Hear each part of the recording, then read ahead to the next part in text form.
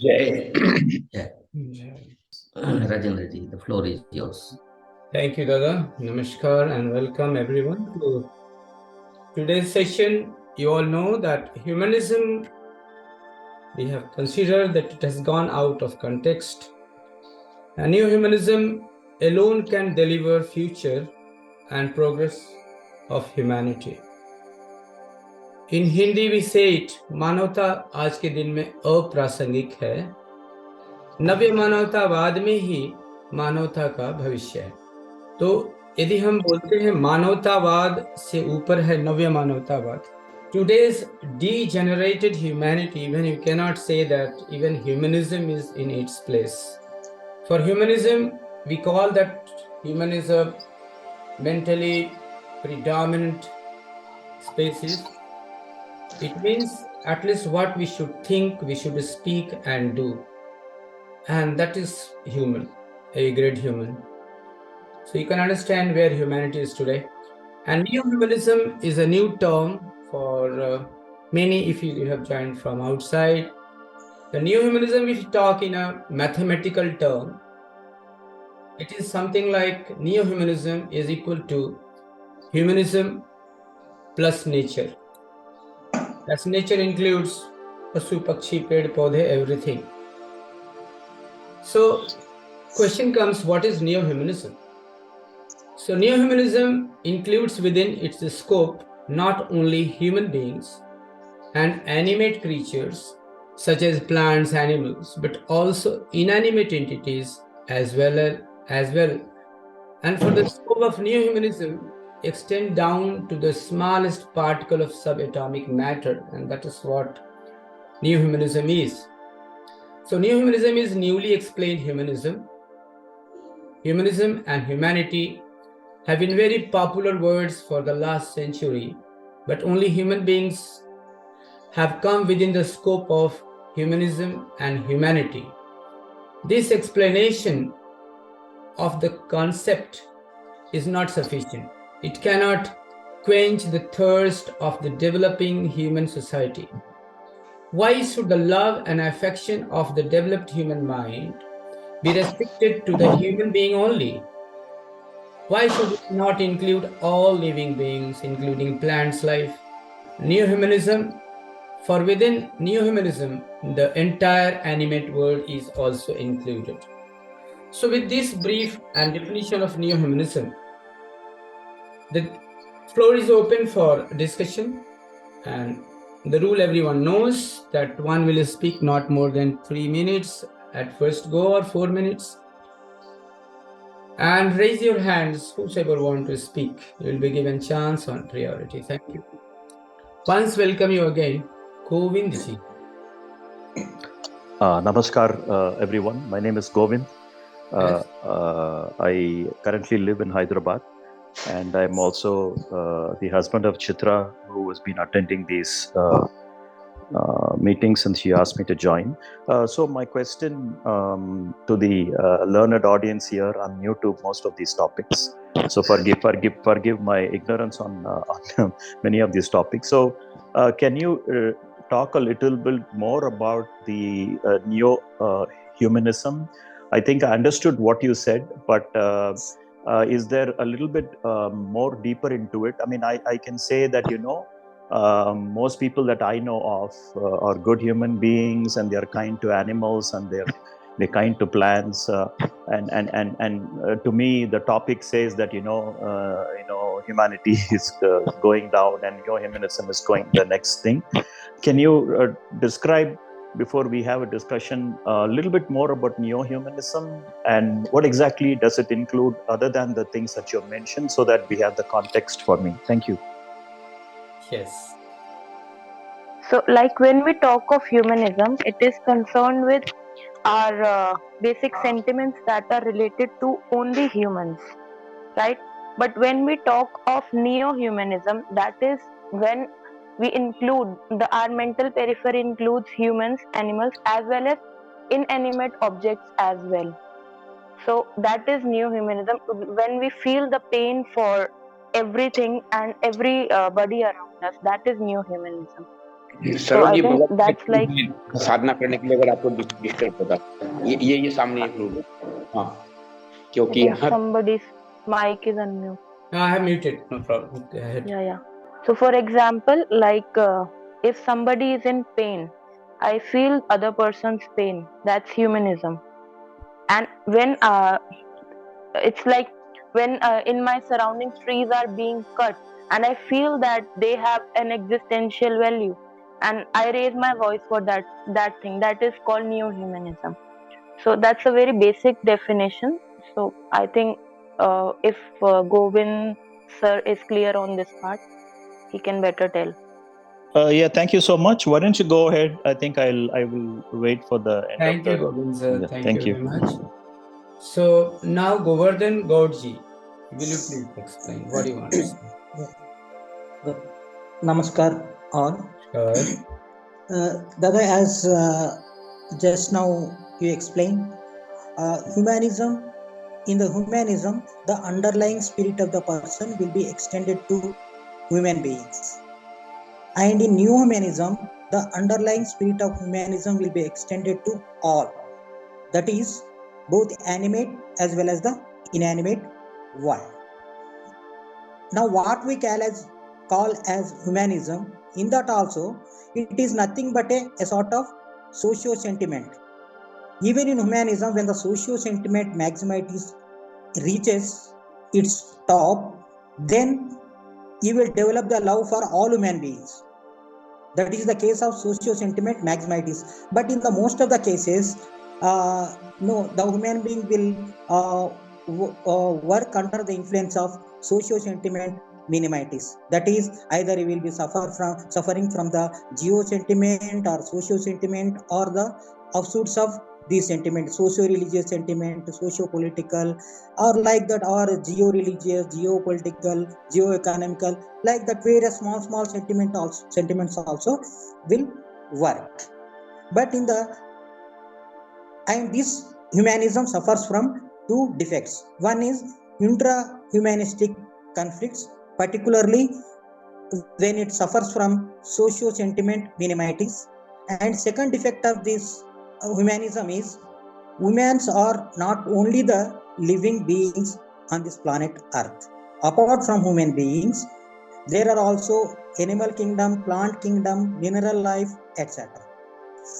And today people think that this planet Earth belongs to only human beings, and they are totally neglecting the biodiversity, cultural diversity, ecosystem, genetic heritage, and no, they are totally being motivated by the commerce and trade.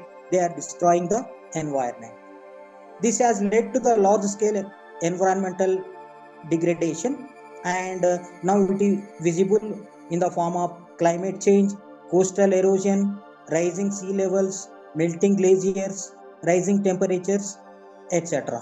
Recently, the sinking, Joshimat, it is making in the Himalayan region. It is making headlines in all the TV channels as well as the this print media. So, and another example. So, according to one study, nearly 40 to 50 people are being killed by tigers, and annually 350 people are on an average dying or being killed by elephants, because we destroyed the environment. They are no coming into the villages and attacking the people. And according to one study, in the Western Ghats, nearly 5,000 flowery plants exist, and 139 mammals exist. And according to scientists, if we destroy the environment like this, there will be 33% of biodiversity will be destroyed by 2050. So all these clearly indicates that now we require a concept or a theory which can protect our environment, our natural resources, and yet it will lead to the sustainable development. For that, neo-humanism is only the way out. As a part of how it is possible in the neo-humanism. Neo-humanism is totally based on spirituality. It starts the spirituality as a cult. First it will start, then this spirituality as a cult will be transformed into a spirituality as an essence, and finally it will be transformed into spirituality as a mission. That is to say, to simplify it, during the process of the spiritual practice, we merge our indriyas into chitta into aham into mahat into unit consciousness, and unit consciousness into supreme consciousness. So the effect, you are merging into cause, that is pranasha is taking place. So when you merge your no unit aham into unit mahat, since there is no unit aham, the unit mahat will feel oneness with the cosmic mahat, and you will feel oneness with all the entire creation. In that stage only vistara sarva bhuteshu vishnur sarvamidam jagat. So or tada drashtu sarupoyam Mahatma. That is, this is what no Patanjali says. So in otherwise, he will identify with your vrittis. He will come. He will work under the influence of your vritti sarupyam itaratram.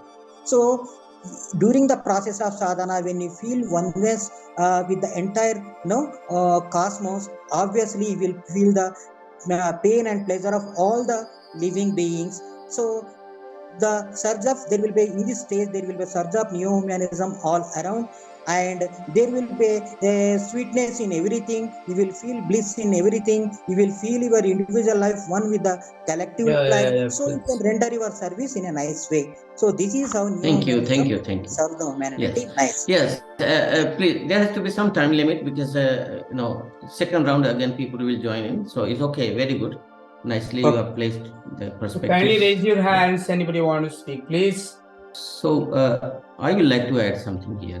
Right, brother. And that is, at the end of Second World War, people felt the need to think about the future of humanity, and accordingly United Nations were designed, established. Purpose was humanism and the concerns for human life and human affairs. Now we are watching that United Nations have almost gone inconsequential and almost defunct. Nobody cares for it. Everybody, the strong Security Council people, they just bully the small nations, and you see what's happening in Russia, Ukraine invasion and all that everywhere. And the ecology has become the big concern, even though United Nations has been spending so much money, so much budget is going in the work function of United Nations, and the purpose was humanism. Humanism usually only strengthening the various sentiments of the human mind, and they have disregarded nature, they have disregarded other living forms, as it was mentioned, as Sri P.R. Sarkar mentions also. So much so that Sri Sarkar, the proponent of neo-humanism, he brings the example that people talk very spiritual, lofty things, for the public, but when they come back, retiring their own rooms, they just eat all non-vegetarian food, and they this, that, and they say, this is my personal life and I have nothing, nobody can comment on us. So there is a kind of divide into when you go into humanism, you are free to pursue your selfish mindset, and you are free to ignore and even harm and damage those who are weaker around you. But this has brought us to this condition that perhaps there is going to be a third world war again. So you see, humanism has gone out of context. Nobody cares. Nobody can practice humanism now. It has degraded human mind and human intellect and human, selfish motives, so much so that, the strong ones are ruling the roost and weak ones are just helplessly watching.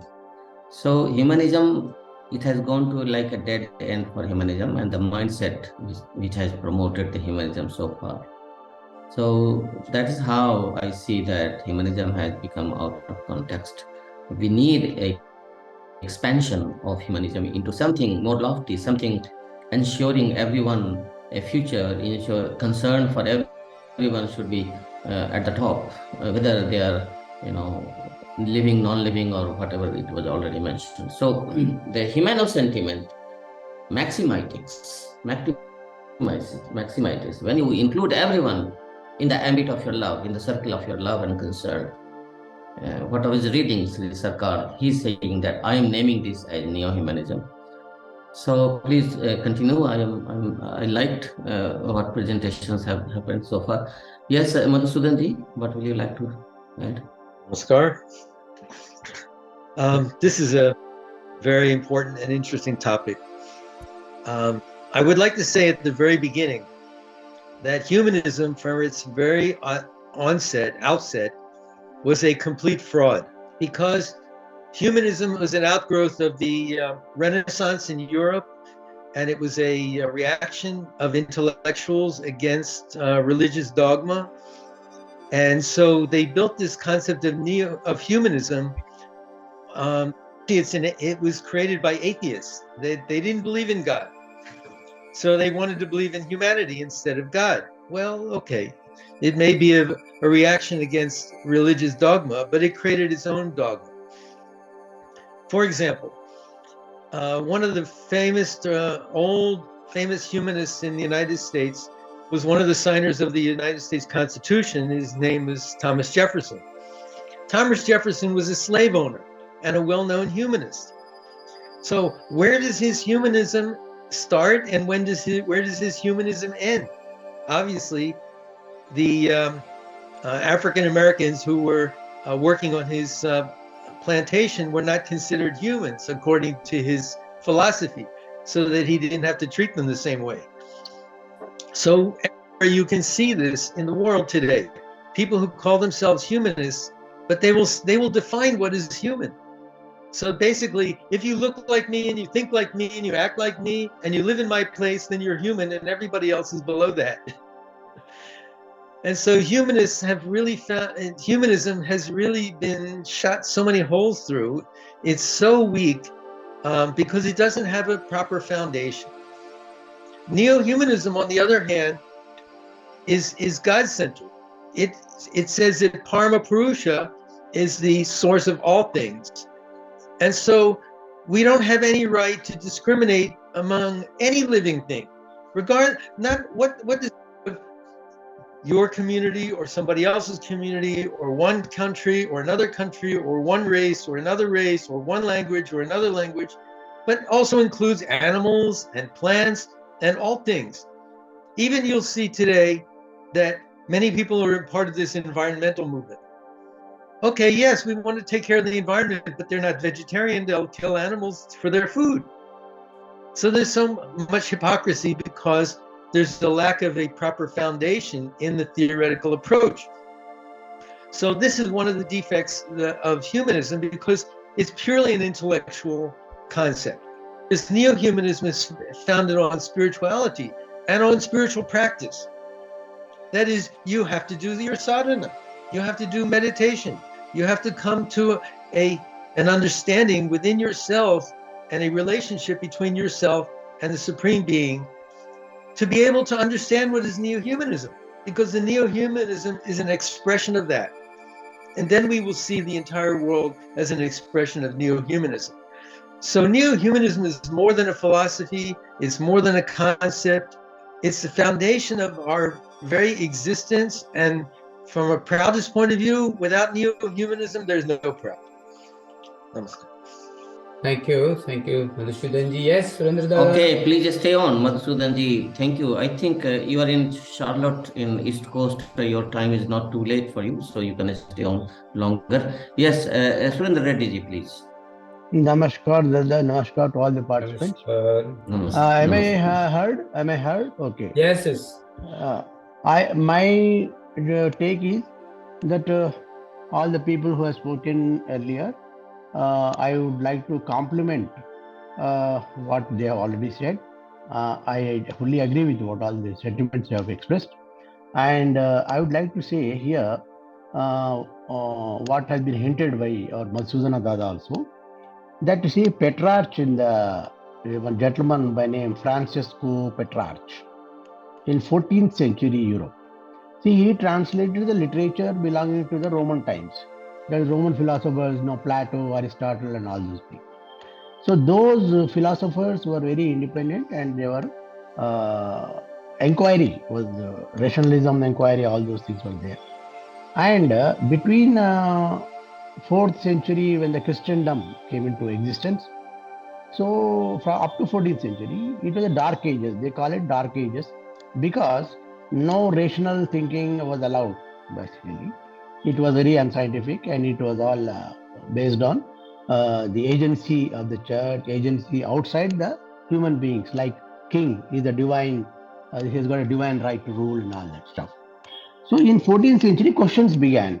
So which are all founded on the this rediscovery of the literature, the Roman philosophers' literature, which were translated by Francisco Petrarch at that time.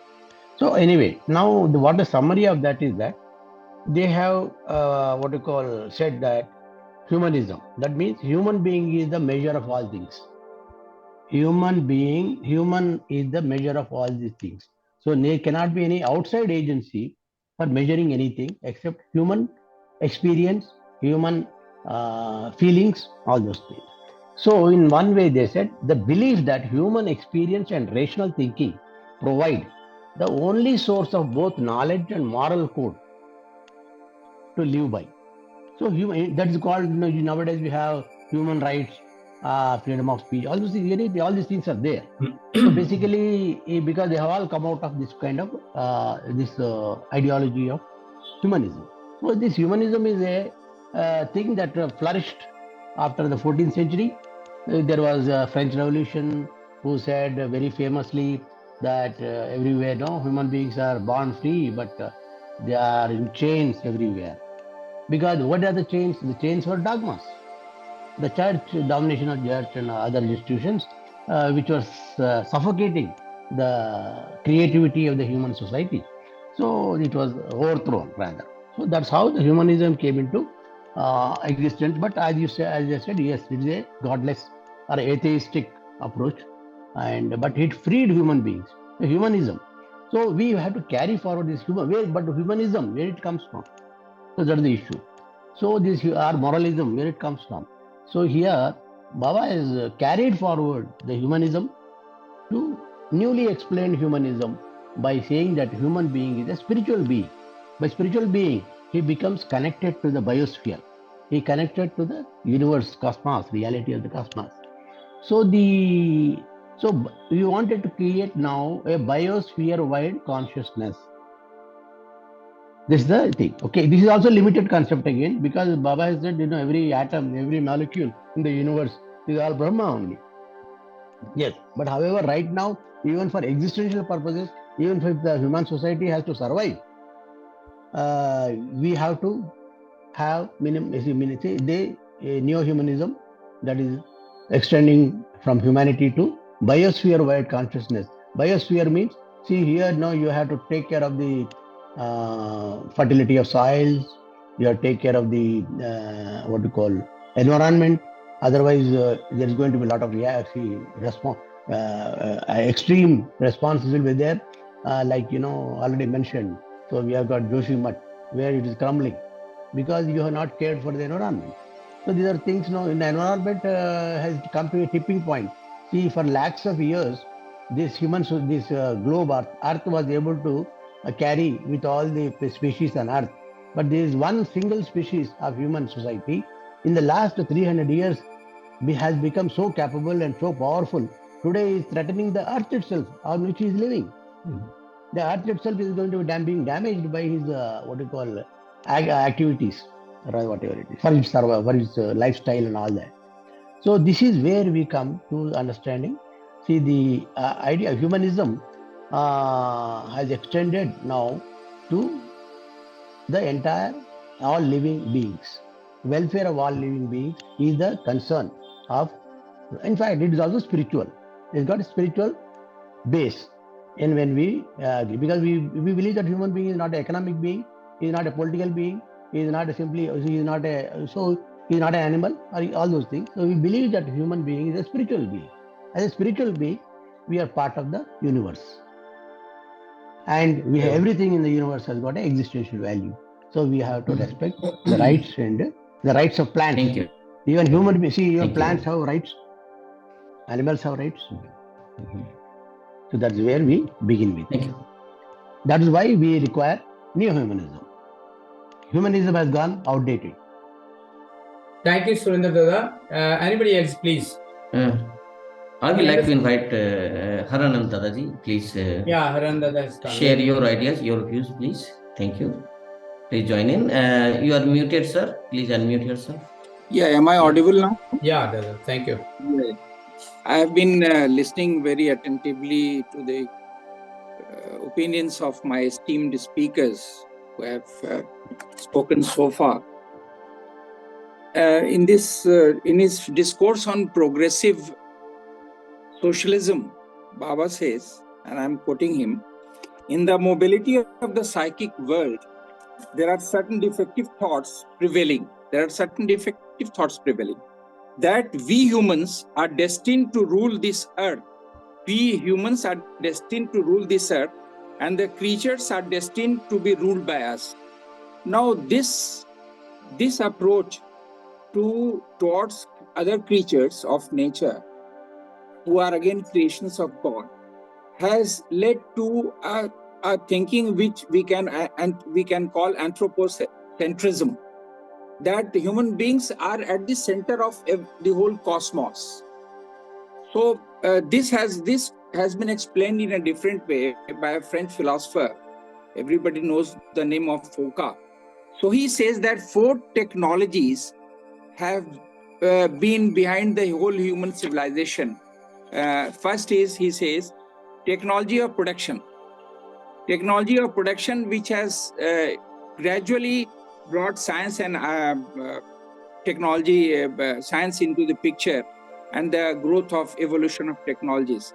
Then he talks of technology of science systems, which makes us understand science meaning, symbols or signification. Then he talks of technologies of power, and finally technologies of the self. So he says that technologies of the self have so far been ignored, and then he goes on. There is a very good discourse on the whole topic when he discusses everybody from Plato to all the other Seneca and all others. And then he says that how they try to focus on technology of the self, they self-evolution, contemplation of the self, correction of the self. So once contemplation of the self takes place, and as Reddy Dada rightly pointed out, that the core is the realization that every expression is a creation of the cosmic mind. So if Vasudevam Sarvamiti, this thought of Bhagavad Gita, is the root of this philosophy, which Baba has used another term for it. He says it is the cult of love. It is the cult of love. Once we start loving each and every creature, who are also subhumans and even inanimate objects, the whole biosphere, the whole environment, the whole ecology comes into picture. So this has now Baba explains it in a different context. When he talks about theory of social dynamics, he says we are in a phase of acute staticity. This is the word he uses. In a phase of acute staticity, when we are here at the bottom of the mountain, we don't have energy to again go uphill.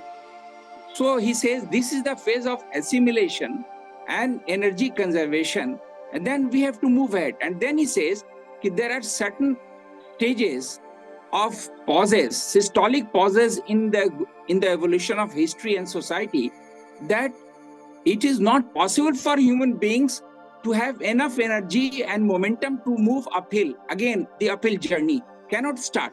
So there at that point, he says, the cosmic mind has to take a form. Tarak Brahm has to come to push that staticity into dynamicity, because he says that dynamism is the first and last word of human existence. I mean, I'm quoting him. So to move out from this stage of acute staticity, what we mean is an indication of the today's discussion, that humanism is caught in a dark cesspool of staticity. We are not able to move out. Like it is like we are caught in the quicksand. We are caught in the swampy lands. Because, I was going through a very monumental book, Politics of Nature by Bruno Latour. It is on my table. He says that the disconnect between science, politics, and nature, let us understand, the disconnect between science, politics, and nature has created total confusion. We initially thought that we will control nature by developing science and technology. But what ultimately has happened, now science and technology has started controlling us. This is a very unfortunate scenario when human beings are now getting dominated by chat GPT and other things, where an artificial intelligence, when the offices will be taken over by AI bosses, and everything will be in USA. Chat GPT started doing homework of children, so they had to intervene. So are we going to create an artificial intelligence scenario where we are defunct, totally defunct, where technology has totally overtaken us? So the real solution is self-realization. As Foucault has pointed out, contemplation of the self and realization of the self. What Buddha said, mindfulness. We have to be conscious of the environment. We have to be conscious of ourselves, what we are. And then the love emanates from that philosophy, from that root of thinking. So as one Didi was trying to explain at the outset, the reactive approach is not what neo-humanism is, that we feel the pain. That is, you see something and then you react. No, it is a very positive approach of compassion, love. When you have a proactive vision of things, you have a proactive thinking to operate things.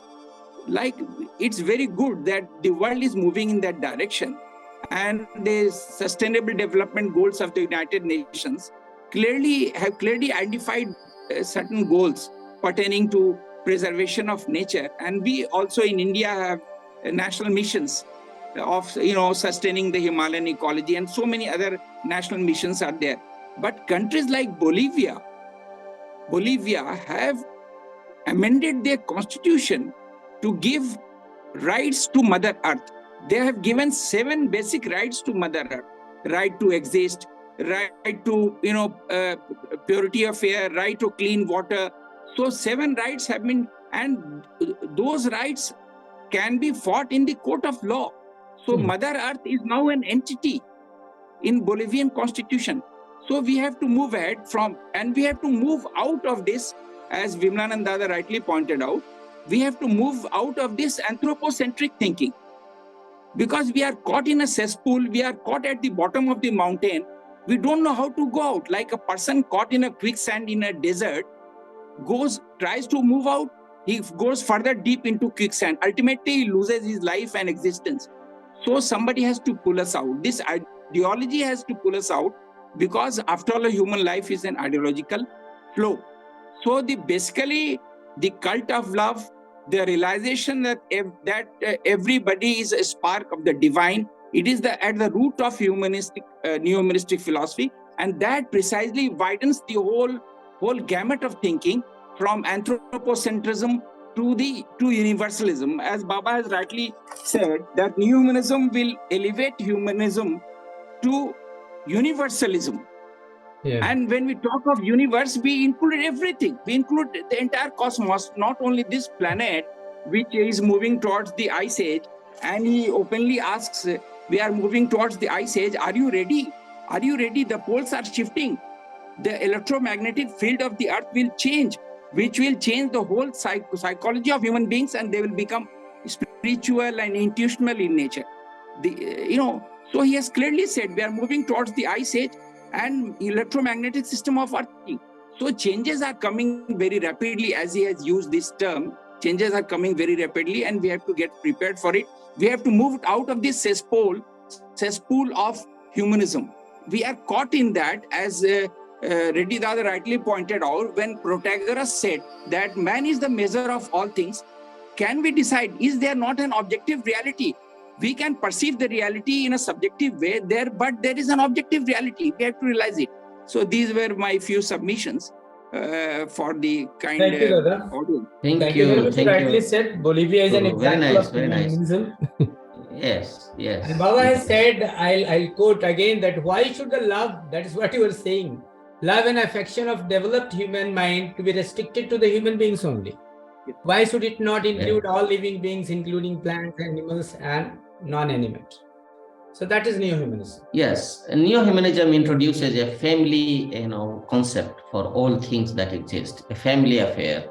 The cosmic father is father to all, and the nature is mother for all. So we are all members of the same family. Some are a little ahead of others, some are behind, but it's just a family affair for the cosmic creation thing, that one planet, and even extended like biosphere, everything is like one family affair. And if humans are sensible, and if humans think that they are highly better advanced than others, then yes, they should be showing it in practice, that if you are really evolved, highest evolved, then is this the way to behave, like the being highest evolved, destroying each other? Okay, next, please, others. Please raise hands. And I think that the neo-humanism is an attitude, such attitude can only solve many disparities in society, because whether it's a physical, mental, spiritual realm, whether it's a science, whether it's social, biology, what we discuss, sex disparities due to birth, skin, I mean, whatever disparity in society, if love humanism is anthropocentric, and it's very nicely placed. Yes, Haran Dadaji, thank you very much, and all contributors.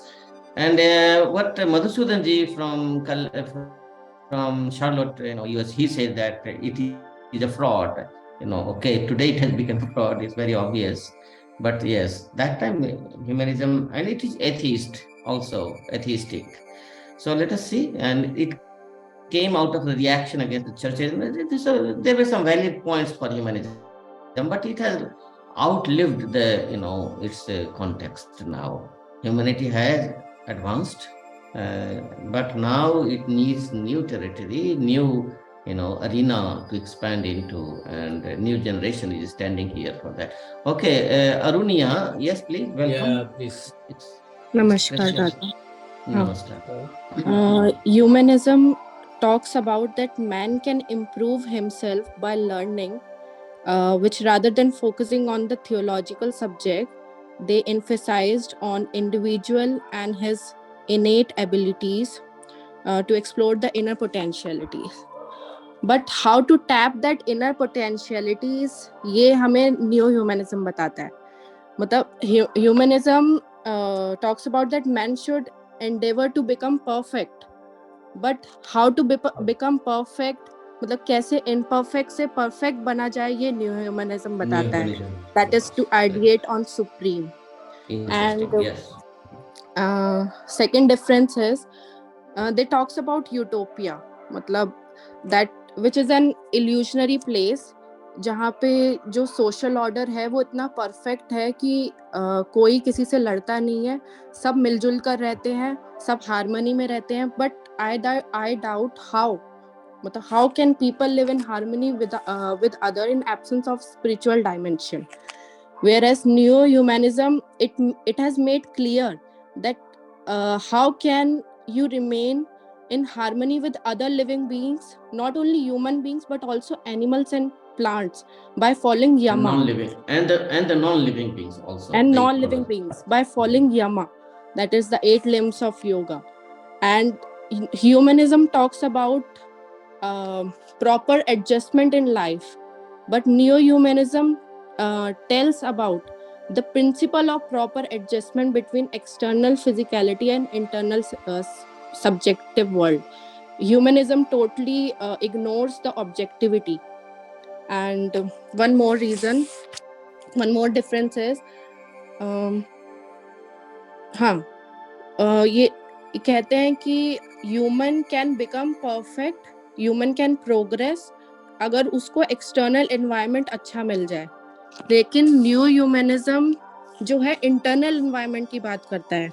For example कि एक tree है, अगर उसको detach कर दिया जाए उसकी root से जहाँ से उसे न्यूट्रिशन और वाटर ये सब चीजें मिल रही हैं, तो it will perish. In this way, Neo Humanism cultivate both inner and outer realms of human reality. It talks about that how human civilization may be compared to wisdom tree, where roots represent the exploration of what is inside us with its many level of consciousness. And humanism tells that man can improve himself by learning, but neo-humanism presents a snapshot of different level of consciousness from where the knowledge originates. And last difference is they focus on humanism focus on human efforts to meet human needs and wants in world. मतलब human को superior मानते हैं, human को centre में रखते हैं, basically focus on human wellbeings. But new humanism it encourages a sense of responsibility of self to others and to the planet, that plants and inanimate things, they also have existential value. Thank you. Good, nicely placed. Thank you. Please stay on, and we will have more sharing. Yes, Surendra Reddy ji, please. I just want to add some more things to all the valuable commentaries made by my predecessors. The thing is that going back rather, see, humanism became very popular because of the a vacuum was created with the fall of the church, domination of church and the kingship. That is the Kshatran era, as well as this church domination of the society became redundant after the Second World War, or all those things, or even First World War, practically from then onwards. See, it has produced certain humanism also has to become popular or rather fashionable, and it attracted. But problem was the definition of humanism. The problem became with the definition of humanism. There was one definition of humanism which said that the individual is sacrosanct, and it made him the most rather important. Then it became capitalism as well as the human rights issue and all those things. Then there was another angle which said no, the welfare of the collective rather than the individual is more important. So then that is the humanism of the Marxist humanism. Then there was a capitalist humanism. Then there is a Hindu humanism. There is a Islamic humanism. There is a Christian humanism. Like that, the definition of humanism became what was splintered. And today we are in conflict because everybody defines humanism in his own way. So now this is the problem with the limitations of the humanism that has become a kind of a ideology and a thing which has dominated our thinking for the last nearly 70 years practically. And now, unless we break out from this, the fragmentary as well as rather divisive kind of approach to humanism is now given a kind of a break, rather in the sense that you have to go for neo-humanism. It's very important. We have to understand that it is the inadequacy of humanism that has now is causing so many problems, and that we have to move to the neo-humanism of Rao. Thank you, Dada. Yes, Govardhan Da, please. You had raised hands.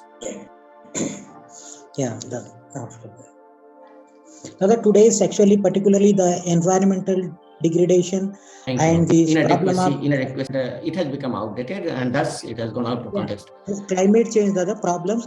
These are not confined to any particular nation, Dada. So, under the United Nations, this framework convention, Kyoto Protocol has been set up to deal with the climate change problem. But though that body is working nicely, many countries are not cooperating. As a result, it is not achieving its targets of limiting the greenhouse gas emissions. And similarly, there is no lack of proper global governing bodies. No, we can see United Nations nation is not functioning properly, and that's why it is the time to spread the new humanistic education everywhere. For that, no spiritual practices are required. So particularly this, with the help of the spiritual practice, we will develop the viveka or rationality and the proto psycho spirituality, that ability to find the cunningness and exploitative motives of the selfish people. And sama samaja tattva qualities will develop, and also you will feel finally oneness with the entire creation. So you will feel their suffering as you are suffering. So obviously you will serve the entire world, be it animal kingdom or inanimate, whatever it may be, will serve at the entire creation. That's why spirituality has to be spread like anything. That is in our hands, Dada. So that's what. Thank you. Thank you. Dada, I think we are talking that spirituality can help the find. Today people are saying something, for example, environment, decisions that who will take what action, but people are not taking action day by day. The reason is what we are saying we are not doing. The reason is very simple, that we are not able to go beyond the astpasas in a spiritual language.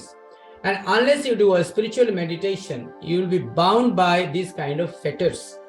So unless you go beyond by doing meditation, unless you expand your mind to go to the devotion level, once your devotion for Parama Purusha is arose, then only your loving attitude will improve for plants, animals, humans, and everything. And that is why people are being a hypocrite kind of behavior. What they are saying, they are doing something else. And that is why spirituality is important. Because unless people have control on like Grina, Sanka, Bhay, Lajja, and these kind of fetters, I don't think word is going to change. And that's why spirituality is required. Yeah, kindly raise your hand. So, more thoughts. Srija Muridharan, please. We have to start naming people, calling people. Please, what are your thoughts? Please summarize it. Sister Amrita, if you would like to add something. मतलब नव्य मानवतावाद क्या है? Humanity also लोग जानते हैं, but नव मानवतावाद क्या है? तो जितना मैंने अभी तक रियलाइज मतलब समझा है, पढ़ा है, लेकिन समझा जितना है उसके आधार पर बोलती हूँ कि अभी तक बात, क्योंकि लोगों में इतना ज्यादा अभी बैर हो रखा है, हर सबकी अपनी अपनी फिलॉसफी है ह्यूमैनिटी को लेकर के, तो उस पर अभी जैसे सभी ने बोल दिया, मैं सिर्फ नव्य मानवतावाद की बात करूंगी कि जो मैंने समझा है इसका मतलब ये है कि सृष्टि के हर जीव में, हर कण में जब आप ये बात को फील करते हैं कि सब में परमात्मा का अंश है और सबके प्रति आपके मन में करुणा होनी चाहिए या प्रेम भाव होना चाहिए, एटलीस्ट नफरत किसी से नहीं होना चाहिए, और सब में आप परमात्मा का अंश देख सके और सबकी भलाई के लिए आपके अंदर से एक भाव जागृत हो, सबकी भलाई के लिए आपके मन में भाव जागृत हो, सबके लिए आपके मन में करुणा भाव और अपनेपन का एक जो एहसास हो वो आपके भीतर हो। ये है नव्य मानवतावाद, जिसमें सिर्फ मनुष्य में तो हो ही कि किसी भी मनुष्य के लिए आपका मतभेद हो सकता है, पर किसी भी मनुष्य के लिए आपके भीतर में नफरत ना हो। और सृष्टि के हर जीव के लिए, चाहे वो एनिमल हो, बर्ड हो, इवन प्लांट्स हो, या जिसको लोग नॉन लिविंग थिंग्स कहते हैं, उसके लिए भी, उसमें भी आप इस बात को रियलाइज कर सके कि भले इसकी चेतना सुषुप्त अवस्था में है या किसी भी अवस्था में है, पर है ये भी इस सृष्टि का हिस्सा और ये भी परमात्मा का ही अंश है। तो इसके प्रति, नॉन लिविंग थिंग के प्रति भी हमारे अंदर एक मतलब अपमानित या उसको बिल्कुल कुछ भी ना समझना, ऐसा ना हो। ये वाला जो भाव हमारे अंदर जो जागृत हो जाता है, और ये अगर सोसाइटी में सभी के भीतर जागृत हो जाए तो वो होगा नव्य मानवतावाद।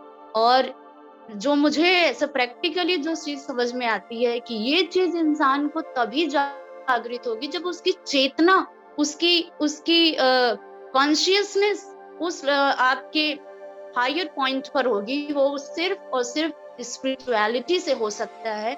जब आपके मन से तामसिकता पूरी तरह मिटेगी, तब जाकर ये चीज पॉसिबल हो सकती है। और वो उसका माध्यम है स्पिरिचुअलिटी। और स्पिरिचुअलिटी को जो चीज आपके अंदर निखारेगी वो है सात्विकता। और तमस आपके मन से जब पूरी तरह हटेगा, तब ये चीज प्रैक्टिकली साबित, मतलब ये हमारे अंदर दिखती है या दिखेगी। जी दादा, मुझे बस इतना ही बोलना। Thank you very much, Didi. Dada, when there is a time, I would like to quote what Baba says in regard to this one story, that some people argue that animals have been created by Paramapurusha for our food. He says that I know some people who say that if people do not eat goat's meat, the world would become populated only by goats. And others said that if we don't eat chicken, there will be no space on this earth. It would be filled with chickens. Now, Baba says that my point is, even though human beings do not eat vultures, is there a crowd of vultures in the world? How foolish such people are. People don't eat earthworms. Has there been an uncontrollable growth on earthworms on this earth? So what he says that how people behave, so this is due to excessive greed. People eat chicken, goat, and are simply searching for logic to support their actions and cover up their weakness. And this sort of cunning will not do. And that is what, and in this mobility of the psychic world, he says that there are certain defects, thought prevailing, that we human are destined to rule this earth, and the creatures are destined to be ruled by us. You will have to fight against this type of psychology with the help of your strong weapon. And he says, what is that strong weapon? That strong weapon is neo-humanism. That's what I told, that a neo-humanism can grow only by the spiritual practices, the spiritual cult only. Dada, And Baba says further that there has to be spirituality as a mission of life. Yeah. Then only it will be able to show some tangible, changes on earth. Yes, yes. Dada Govind, please, can you come in? Yeah. Dada Govind, can you come in? Yes. Yes, please share your thoughts. No, I think excellent explanations from a lot of people. I do. When we first started, I think whatever clarity that I did not have, I think now it's going deeper and deeper. So thank you very much for everyone. Okay. My question here is, what should we do today as a group of people here? What should we do today? I mean, obviously we are doing sadhana and we are doing kirtan and whatever that has been taught by us, by our gurus. What is that we should be doing today? Is there one action item we could do that I can take it forward? Thank you so much. I think, yes, I would like to respond to you. I think we need to create a new generation, a new mindset in our new generation by including spirituality in education syllabus. You see, every society on anywhere on this surface of planet Earth, they educate their new generation in those core values of their society. Suppose in the Western countries, when the science and technology developed, then they started training everyone. The whole education system was geared up into training everybody into a scientific temper, into making them scientists, into making them technocrats, and India has its own speciality, and that is spirituality. But we do not train our new generation in those universal values of the spirituality. So we are lost. Our new generation is lost. Which is our place? We are neither this type and we cannot become like that type. So there's a big divide, and our new generation is always living in a doldrum kind of situation. They don't know where they stand. Are you Indian? We are not. You want to become Western, but we cannot become Western because we are not Western. So neither our new generation is Indian cultured, nor they are into the Western culture.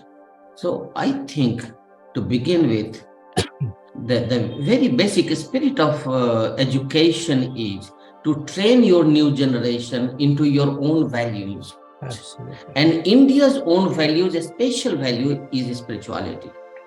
We are not doing that. So I was giving a series of talks, I think it was 2017, Adhyatma Bina Shiksha Adhuri. That was my topic. I went all over, different places in India, south, north, east, west. Adhyatma Bina Shiksha Adhuri, Adhyatma Bina Shiksha Adhuri, Adhyatma Bina Shiksha Adhuri. I think there has to be inclusion of systematic inclusion of adhyatmic training for all grade students, elementary students, secondary students, college, university students. I think that will bring a kind of a big new confidence in the mindset of a new generation. They will be able to explore, they will be able to have the knowledge base, and so many virtues will come. This is my first thought. I may be incomplete, but please you share your thoughts, everyone. No, that's an excellent Dada. thought, Dada. I think that's Dada? hitting on the nail. Thank you so much. I think that answers my question. Thank you, sir. Thank you, One Dada. more thing. Shall I add one more thing? Yeah. Yes, please. You have to become part of the intellectual revolution. Yeah, right. So That's you true. have to become a part India of the intellectual revolution. India has been waiting for intellectual revolution, sir. In India, there never happened a renaissance. Only advanced country, only advancing country in the world where there has not been any renaissance movement. Rather, Rammohan Rai tried to do something, but it was just short-lived. Yes, Madhusudan ji, will like to say something? No, Dada, please? I would say I'll quote what Baba is saying. He is saying what you said. For this purpose, we should have twofold approach. For the purpose of training this turbulent mind, what should be done? We will have to educate the mind properly along the line of neo-humanism, and this neo-humanist education will impart proper training to the mind. And at the same time, there should be spiritual practice for proper psychic transformation. This is what requires most. There is no alternative. That is what Baba is quoting. Thank you. Yes, Madhusudan ji. Okay, Namaskar. I just want to say it's vital that we promote neo-humanism in the society. But before we can promote neo-humanism, we have to become neo-humanists. And I'm sorry to say, even I see among Margis, there is often a lack of neo-humanistic thinking and behavior. So we have to become examples of what we're trying to talk about. Then we need to become active members in the society. That is, we need to put the family Margis need to be in the society and interacting with people and promoting not necessarily the philosophy of neo-humanism, but you promote neo-humanism by acting in a neo-humanistic manner. I've done this myself. I've been very active in local, a lot of political activity here, and everybody knows that my thinking is very consistent, but I don't think the same way everybody does. I don't utter the name of the word neo-humanism. I don't use Baba's words, but they understand my point of view, which is universalism. And universalism is really something everybody can understand, but we have to act universally. So one of the things also we need to learn and understand in the process of promoting neo-humanism is to learn how to explain neo-humanism from our own point of view. That is, without using Baba's name or Baba's words, to express the idea of neo-humanism from our own hearts and minds.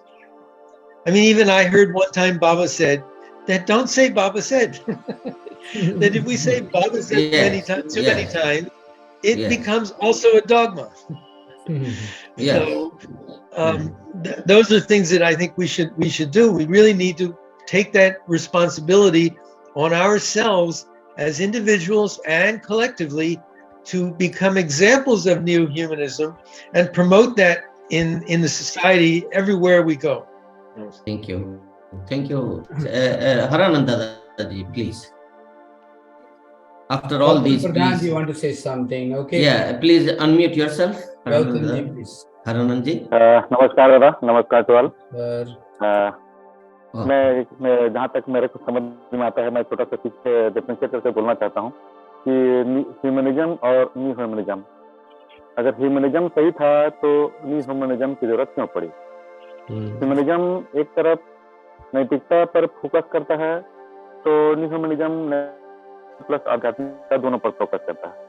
Humanism यदि विज्ञान सम्मत है केवल, तो new humanism विज्ञान सम्मत plus ईश्वर केंद्रित दोनों है।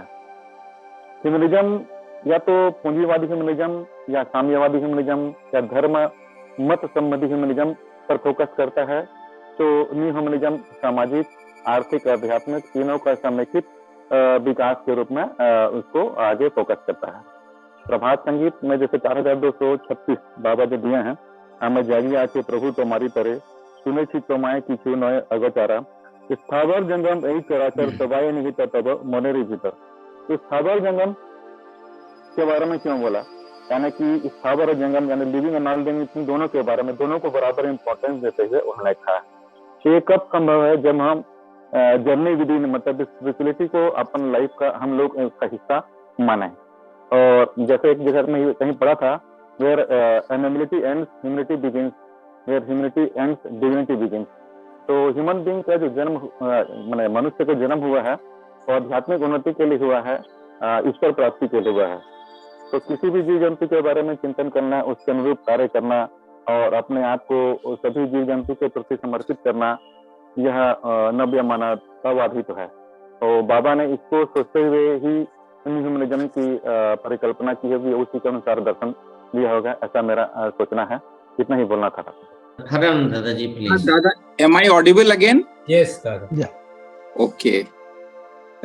मैं अभी सुन रहा था सबकी बात को बहुत गौर से, और हमारे अभी प्रीवियस स्पीकर ने प्रभात संगीत की भी चर्चा की, refer to a particular Prabhat Sangeet song. I would also like to make a few references very briefly in Prabhat Sangeet in a number of songs. Say in song number 300, he talks about the basic foundation of ethics when he says "Arth ke bachano nitir mormo."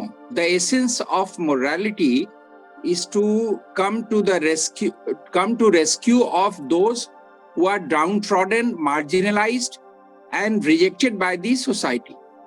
And then in another song 2350, he emphatically says, "Bachar dabi mene nobo," the right of survival of each and every unit of this cosmos shall be recognized and established. So this is the core of Neohumanism, for which, as Madhusudan Dada rightly pointed out, every one of us has to act as an example, because Acharanat Dharma, as Baba has said. So that is the best thing, that when we are in action, we have to be careful about this quicksand called humanism. Because as a number of speakers have pointed out, Dada talked about Thomas Jefferson, and there was also reference to people talking, about very high philosophy and eating animal food and all. So this hypocrisy or dichotomy in behavior cannot be accepted by society for a long time if somebody is talking about neo-humanism.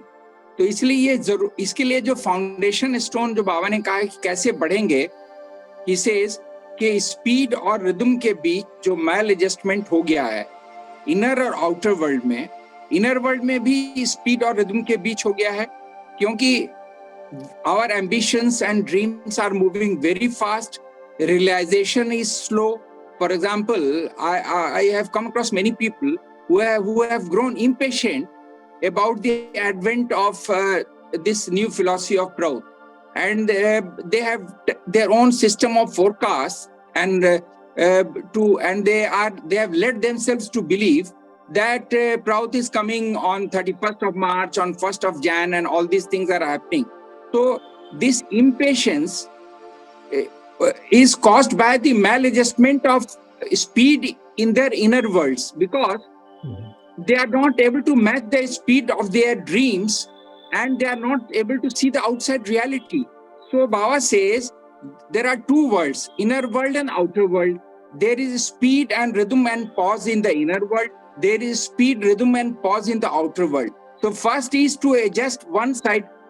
घर के एक कमरे को सजाइए, फिर bedroom को ठीक करिए, फिर लिविंग रूम मतलब बाहर के जो बैठक कक्ष को भी ठीक करिए, आउटर वर्ल्ड को भी ठीक करिए, और दोनों में संतुलन बनाइए. How to move from one room to the other room is of crucial importance. तो इसीलिए ये जरूरी है कि जो कह रहे हैं कि ये सारी समस्या इसलिए है कि स्पीड और रिदम का बहुत सीरियस लॉस ऑफ इक्विलिब्रियम है, जो कि first of all as Rajendra Dada has rightly pointed out कि मेडिटेशन से होगा, मेंटल पीस आएगा, तभी ये स्पीड और रिदम का बैलेंस आएगा. इसके बगैर बहुत सारी समस्या आएंगी.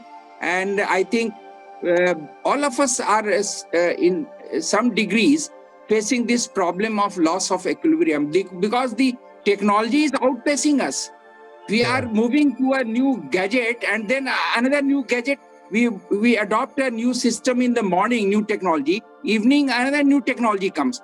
So every man is confused. Where am I? Where am I placed in this whole scenario of technology? So one has to proceed very cautiously and catching this basic thing of the love for the Supreme, who can really deliver us beyond these bondages, as Rajendra Dada rightly pointed out. Thank you. Still, we have 10 minutes time, so please go on. Okay. Poonam Didi should say something. Yeah, Poonam Didi. Our Patna High Court advocate, senior advocate. Please, Poonam Didi, unmute yourself. Yes. नमस्कार दादा. Yeah, namaskar. No, बोलिए. दादा, तो मैं discussion को सुन रही थी, सभी लोग बहुत अच्छा बोल रहे हैं, कुछ खास मेरे ऐड करने के लिए नहीं है, लेकिन बस यही मैं कहूंगी कि हम लोग बाबा की चीजों को पढ़ते भी हैं और समझते भी हैं, बट हम इसको सोसाइटी में कितना हम लोगों को Voice is breaking, Didi. You are breaking, Didi. You are breaking. Your sound is breaking. Aware कर पाते हैं, ये एक बहुत बड़ा क्वेश्चन है. मेरा कहना था दादा कि हम लोग बाहरी दुनिया के साथ एडजस्टमेंट बना के नहीं चल पा रहे हैं, अपने मन की बात को ही लेकर बैठे हुए हैं और चुपचाप रहते हैं, लोगों से संपर्क भी नहीं करते हैं, कहीं पार्टिसिपेट भी नहीं करते हैं. चलिए, that is the issue here now. How to step forward. But before stepping forward, there has to be sufficient material in the mind stuff so that you feel confident of expressing yourself. And this forum is aimed at that, to create that much of richness in your thoughts, that they become your own real belief. Once you have that real belief, real situation in your mind, you will speak out, because it says, if you are convinced, you can convince the whole world. Right. And this kind of mental exercise is very, very essential. How do we learn languages? Because in the childhood we hear so many things that we start speaking out already. So that process has to begin. Srija Didi, please. It's because of the throat issue. It's completely choked. But I would just like to add, to this whole context, where you had mentioned that education, because on a question from one of the participants, you said education will make all the difference. Getting every student to have it as part of their education would be a prime criteria. When you said that, it really strikes me to feel that, today we are growing on the other side of education so fast that there's come a question where will technology take over humanity? Will artificial intelligence go to the extent of human being subdued by it? So this sort of a question has really come up, and when that comes to my mind, that's always the thing that that question is coming up, because we are not going at the pace that we should really be, which is through spirituality. If we are not, we have our dharma, and that we are not addressing. We are only addressing half of it. And if we get every human being to get to spirituality, then this question will not arise at all, because the pace of spirituality is, it is not within the scope of the physical world thereafter.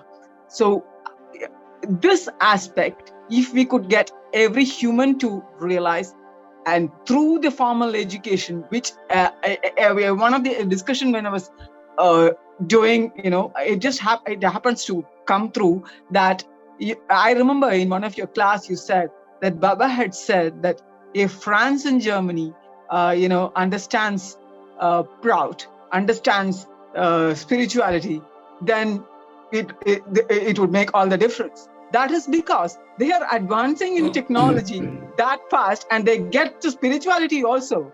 Then humanity's progress will be, it stands to Indian population that we are on the spirituality, but today we are nowhere. We are neither technology wise, we are just on midway, and spirituality we have almost given up.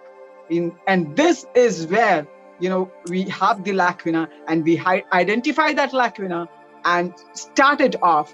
It will make all the difference to humanity. Thank you very much. Chatura is here. Yes, Chatura ji. Namaskar, Dada, and namaskar to all participants. So it's already closing time, and I'll not take much of the time. So just 2 points I need to add. I was observing the how the human life is now, because when we are young, there'll be no sense of belongings or responsibility, because we'll be too young and we'll be too lack of knowledge of everything.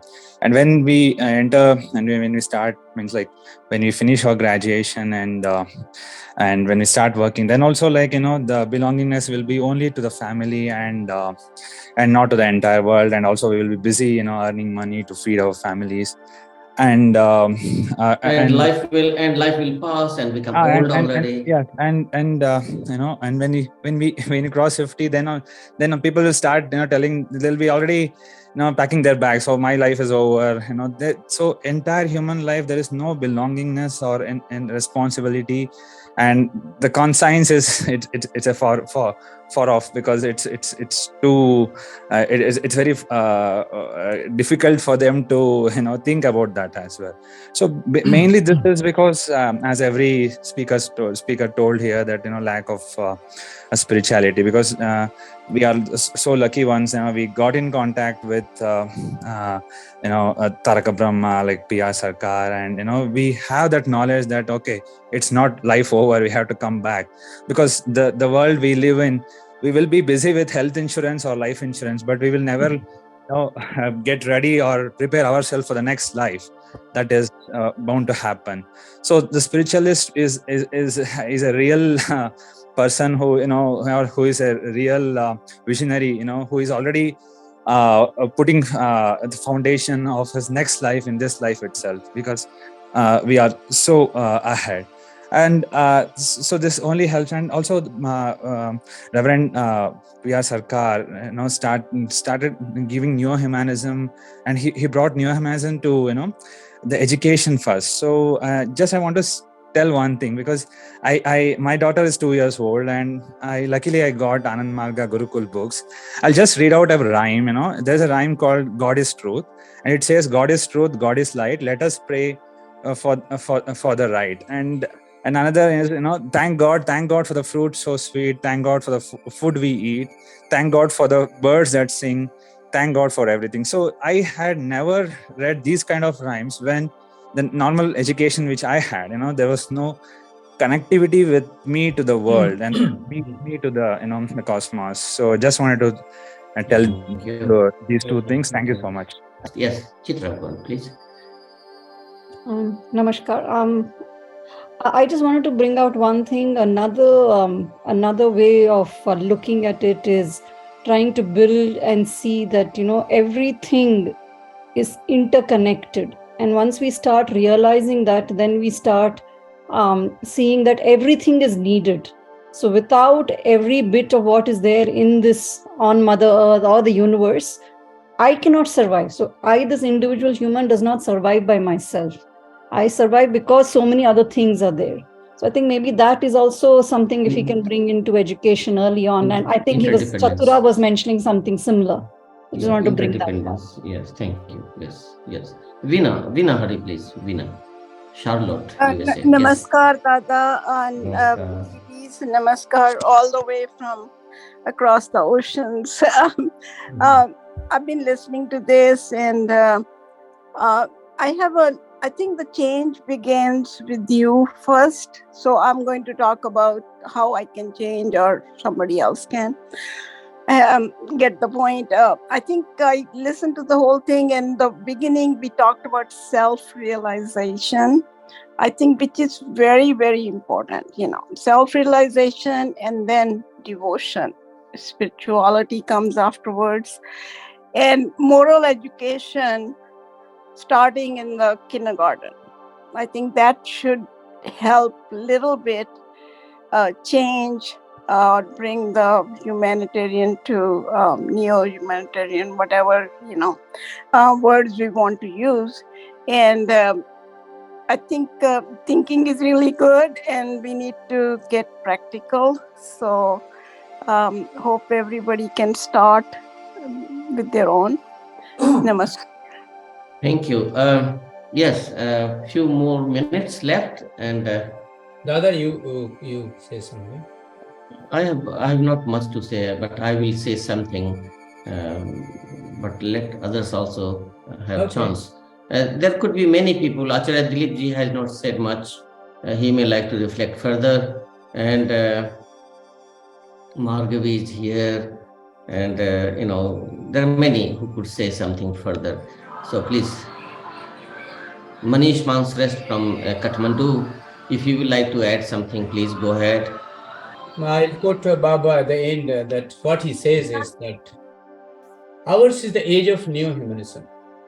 Neo-humanism supplying elixir to all, one and all. We are for all, and with everything existing, we are to build up a new society, a new humanistic society. So we must not waste our time, and if we are late in doing our duty, the dark shadow of complete destruction will overpower our existence. We should be conscious of this, and we must not waste a single moment of our valuable existence. So what I said just now is that now humanity is at the threshold of the new era, and so many epoch-making events, so many annals of the history are to be created by you boys and you girls. Be ready to shoulder that responsibility of age to come. You boys and you girls, what do you say? Are you ready to revise duties and responsibilities? And after that, Baba is asking to sing a song, and that is a beautiful song of neo-humanism. That is Manush Sabai Apan. Manush Sabai Apan. Eki morme gatha sobarohiya. Sabakar eki ayojan. The meaning I will read here is, all human beings are our own. All hearts share the same innermost heart. The need of all are the same. We cry in sorrow, we laugh in joy, we love to see that face of our dear ones. We share food and drink all together. We realize that all share the same needs. We all love our universe, the moon and stars, and the forest below. We dance to the same rhythm and sing with the same life urge.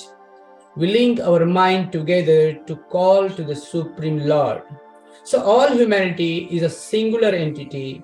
It is one and indivisible. So Baba is saying, go on singing.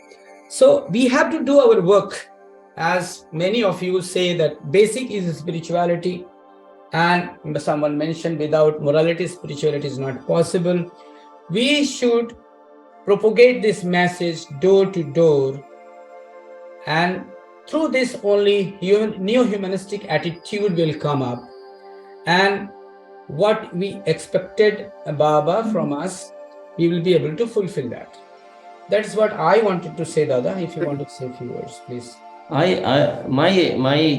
closing thought is that science has advanced so much that they are now creating artificial intelligence, and this artificial intelligence, there is a fear that one day AIs will take over all the jobs and all the activities of human beings. That time human beings are now fearing, actually they have gone into fear, situation, fear, concern that, oh my God, now where? So almost humans are being cornered. One evening I was just contemplating on this, but there are two things that they cannot, artificial intelligence cannot, replace the human beings. One is cognition, and the other one is spirituality. The artificial intelligence cannot outcompete human beings in the field of spirituality and cognition.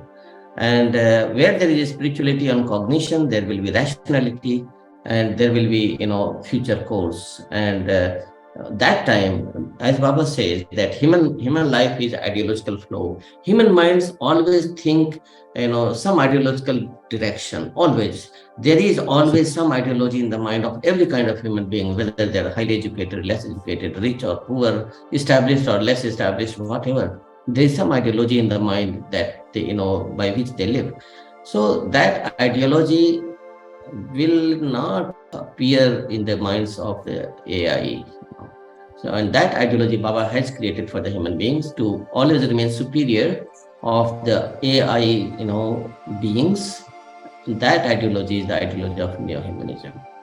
The machines can, artificial intelligence can do almost every work of humanism, but they cannot do the work of neo-humanism. They will not have that, ability to get into spiritual area and to get into, cognition area. So this year Anand Marga has announced year of neo-humanism.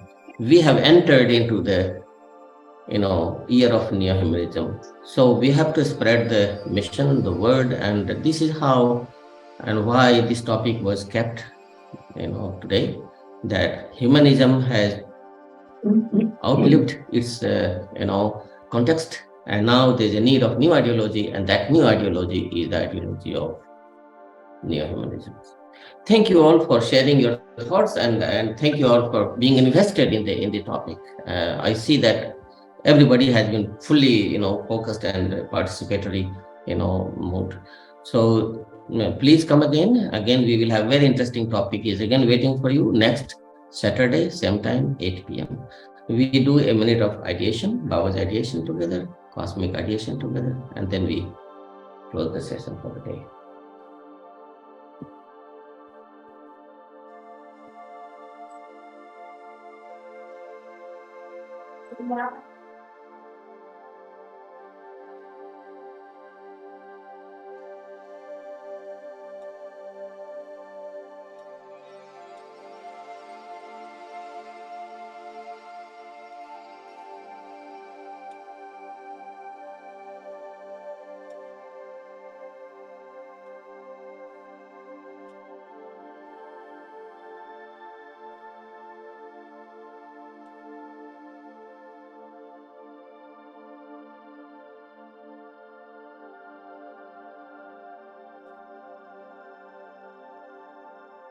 Namaskar.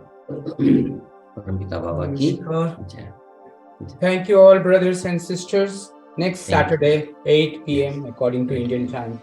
All are welcome. Thank you. All are welcome. This is open forum. Open forum means open forum. It's open for all to participate, to express their thoughts. No thought is valid or invalid. Everybody has a right to express their ideas, and everything is valid in their own context. Please, you are all welcome. Thank you, Dada. Thank you. Thanks again. Namaskar.